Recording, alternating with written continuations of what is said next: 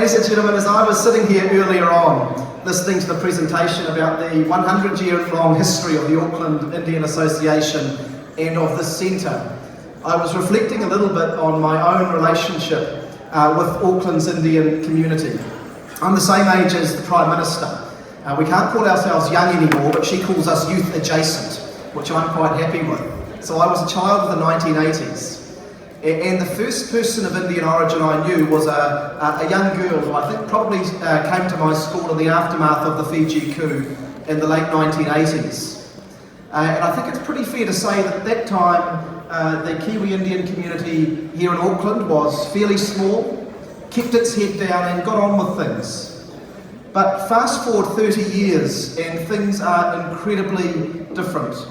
This is a community that is thriving, that is growing, that is contributing, that is successful, and that is respected. And I just really want to acknowledge that. And that has occurred in large part because of the leadership of people in this room who have provided a steady hand, who have provided encouragement and support, and who have helped to connect the community into the fabric of our city, Tamaki Makaurau, Auckland. And I think that at the heart of every community there is a soul. And probably that soul is here at the Mahatma Gandhi Centre. This is a place at which so many important community events happen. And it is a place at which the community connects with the rest of Auckland and New Zealand. And I can say, as someone who comes from without your community, that for generations of Labour politicians like myself, people like Phil Goff, Helen Clark, David Longy and many others, this has been the place. We've got to know the community, where we've got to build relationships with you. And I have to say, one of the very special things about the Mahatma Gandhi Centre is that whenever we come here, we are welcomed with such warmth and kindness and hospitality.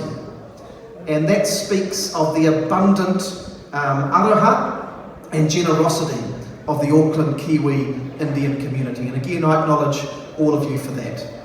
Ladies and gentlemen, I think that anniversaries like the 100th anniversary that we will be celebrating next year are an important time. And it's an important time to look back and acknowledge what has happened, to celebrate those who achieved so much. But any organisation that just looks back will be stuck.